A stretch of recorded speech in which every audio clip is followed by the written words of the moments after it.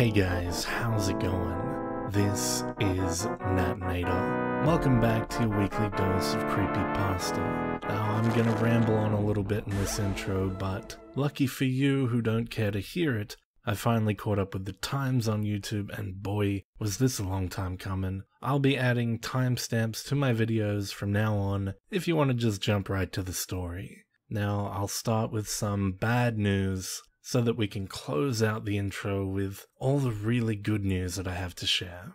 So, about 2 weeks ago on a Sunday, my nan passed away at a ripe old 93 years of age. Some might not agree with me, but I like to think that it was a mercy for her. She was falling into dementia, had about 4 years of being in a bit of a flux limbo state where remembering sometimes, forgetting other times, and just considering our family and a lot of close friends have passed due to various forms of cancer, to me, I think it was nice that Nan was able to pass peacefully in her sleep just due to natural causes, to live a full and long life, and when it's your time to be able to just drift off to a better place without pain or suffering is quite beautiful and quite possibly the best way to go. Anyway, her funeral is in 2 days from the time of recording this, but as usual, I will continue to upload, so please do look forward to more content in the future. Now, to hopefully brighten the mood, as I've done a great job of bringing things down, as of this upload, we've managed to hit some pretty damn insane milestones. The first being that I started seriously uploading to this channel in about October of 2012, and so as another October passes us by, I can say that I've been around for 9 years now. It's kinda crazy just to think about it. And whether you've been here for a long time or a short time, I at least hope you've had a good time. And for being here now, I thank you. The next milestone is the 100th creepypasta entry into volume 5 of my narrations here on YouTube. That would be the 500th entry, and it's thanks to you guys that I'm still here narrating awesome stories written by amazing authors, new and old to this day. And as of next upload, we'll finally be opening the cover on a new volume. I also went into my analytics to find some fun statistics, and the best one I found was that we've broken 1.6 million hours worth of watch time over the channel as a whole. And breaking that down, over 9 years, you guys have listened to over 182.5 years of content from this channel alone. That is just wild to even try and imagine. And me being here speaking to you guys is just a privilege that is not afforded to a lot of people. I mean, in this day and age, there are a lot more creators popping up all over the place with another generation who've grown up with the internet, but in this little community here, you guys have stuck by me for so long, and for that, I can only thank you and pledge to continue narrating interesting stories for you into the foreseeable future. One last little milestone that I wanted to bring up is actually not channel related, just work related, I suppose.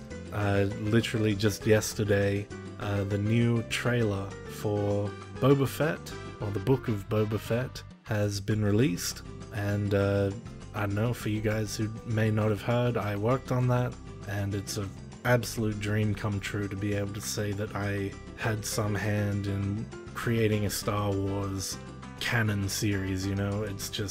It's unbelievable, and yeah, definitely check that out, and I'm gonna be really excited to see it. I'm not imagine being sponsored by Disney. I mean, I'm sponsored because I'm on their payroll, working there, but they haven't obviously told me to say this. It's just, I think it's cool to share. So yeah, hope you guys like Star Wars, I guess. Go check it out December 29th. It'll be cool. Boba Fett, dudes.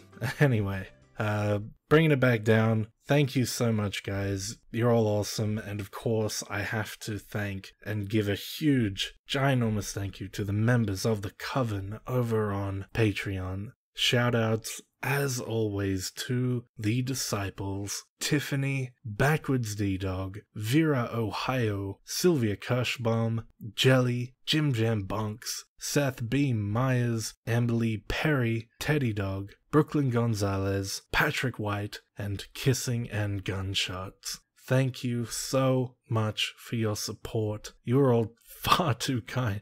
What happened to my voice there? I would cut that, but it's kind of funny. You're all far too kind for your own good. Thank you. Now, as always, turn out the lights, get comfortable, and let the story begin.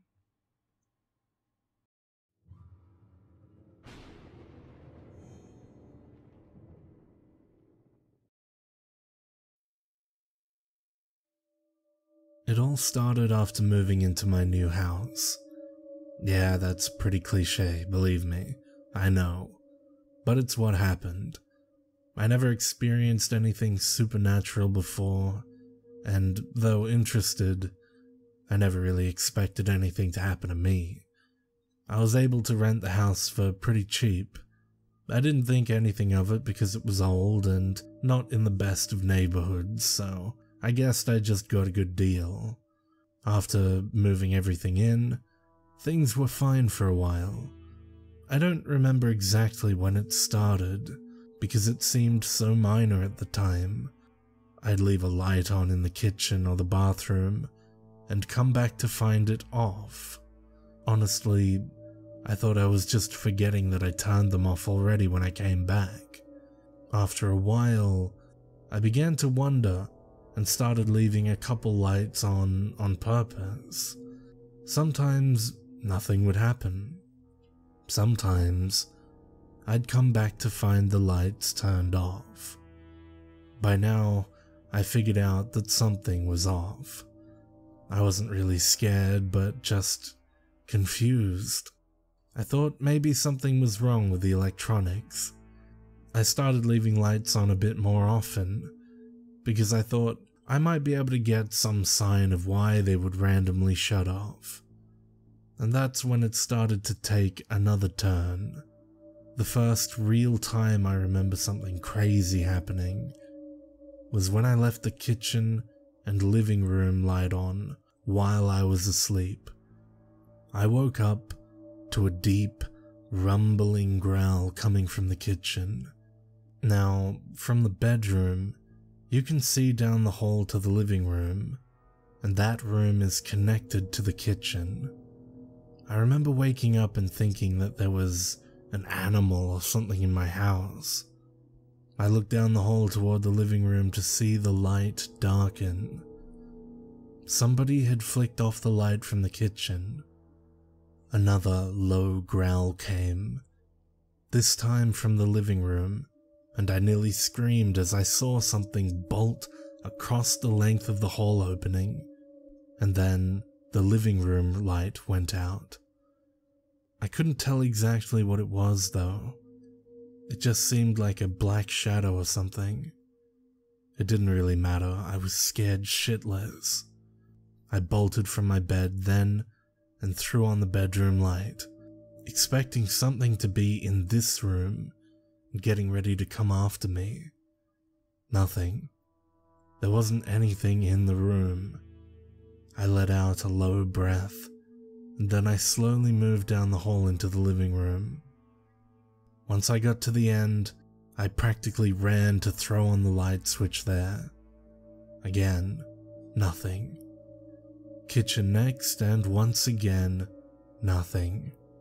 I was starting to think I dreamed all of it, before I went to turn off the kitchen light and stopped. Now, I was a grown man, but here I was, terrified to turn off that switch. And I'll admit it, I slept with all the lights on that night. That was a mistake. When I woke up the next morning, all the lights were off once again. I went to push myself out of bed and winced as my body felt sore. I pulled the sheets off to see long, red marks running down along my legs and arms. It looked like something scratched me in the night. That terrified the hell out of me. But not nearly so much as what I saw around the house. Every light I left on was smashed. Every light bulb that was on last night was broken. Every lamp knocked over and smashed in.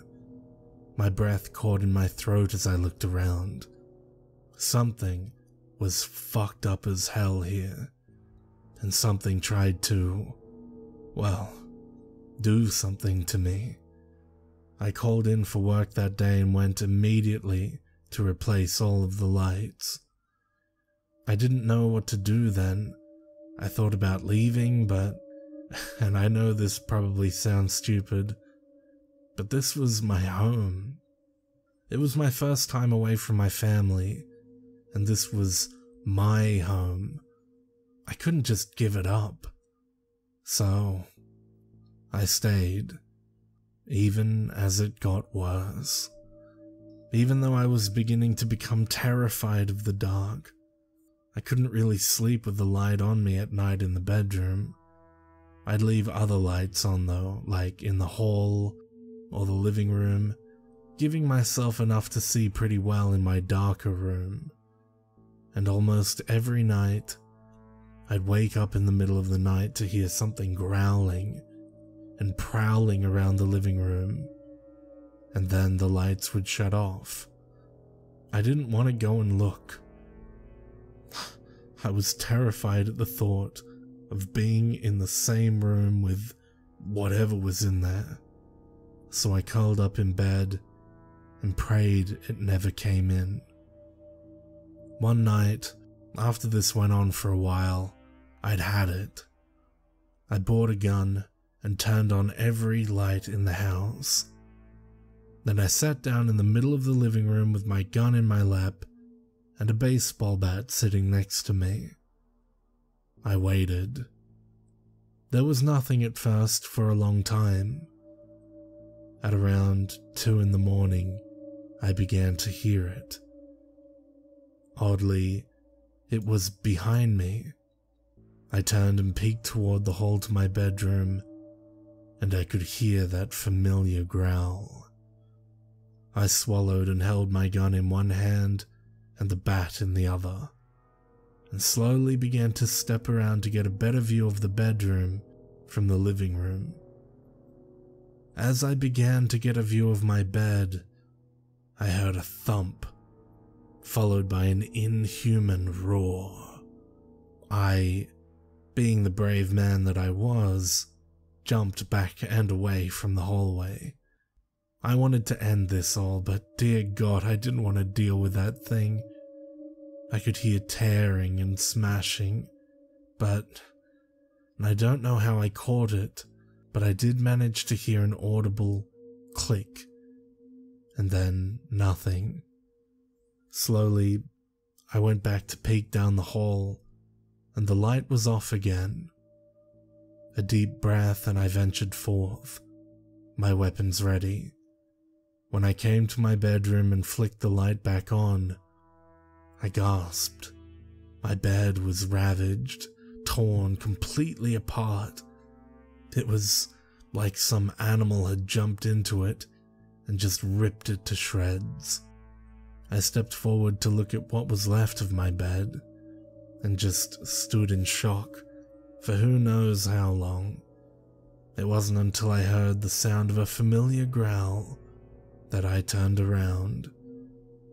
Standing near my door, right at the light switch, was when I finally saw it.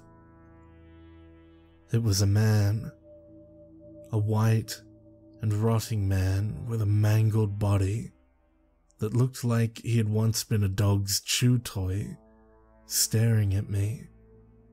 I was too in shock to even raise my weapons. He stared at me for just a moment, and then flicked off the light. I screamed. I'm not even ashamed to admit it. I screamed and bolted. I didn't care if that was where that man had been standing. I ran right past where I'd seen him, swinging my bat like a madman. I nearly put a hole in the hallway as I ran through into the safe light of the hall. I turned to look back then, just in time to see him once again near the hall's light switch. He turned that one off too. By then, I didn't want to fight, I just wanted to be safe. I burst past the living room and into the brightness of the kitchen. I heard the sound of growling and scratching nearly all around me, and I knew he was coming back.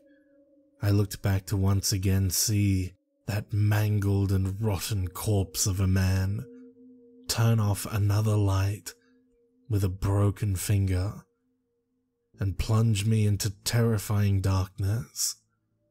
I broke for the living room. This was going to be my final stand. I'd have to fight here.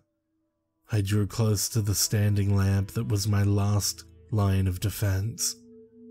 It hated the light, so I'd stay right here, next to this comforting standing lamp. I waited for it to turn off, but it never did. I looked around and quiet. Nothing but quiet. I turned then to look at that saving grace of a lamp that refused to yield. I started to find myself laughing, a crazy but alive laugh, and I thought I'd finally be okay. I stepped closer and I swear I almost hugged that lamp. Until I saw it. I heard the growl first, coming not from behind me, but in front, from that lamp. My eyes widened and I stared as the light from that lamp intensified. I stumbled back and I don't know what happened, but I think I tripped on something. I just know I found myself flat on my back, staring up at that bright, intense light. It wasn't comforting any longer, just hot and heavy and bright. I thought it was going to burn me away. And then it came. I don't have words to describe what poured from that lamp's light. It was hideous, twisted, and filled with rage. I know I'll never forget those eyes though. Bright, hot and white. Two glowing circles of pure malice. It hated me. It hated everything about me. And not just me. It hated all of us. Every human being. But it was stuck here. And it would lash out at what it could. Me. I don't know how I knew this, but I just knew. It lunged for me, and I prepared myself for a painful death. Click. The light went out. Once again came darkness. Sweet, quiet, relaxing darkness. I stayed on the ground for a long moment, letting my eyes adjust as I kept my gaze fixated on where my standing lamp was. As the seconds passed, I could start to make him out. That mangled man, standing by the lamp, one torn hand upon the switch as he looked down at me. I understood then. I understood what it all meant, everything that happened. The man pulled his hand away from it, and then pointed a mangled finger toward it before very clearly shaking his head from side to side. All I could find myself doing was nodding. He wasn't the one trying to harm me. All this time, all those instances, he was trying to protect me.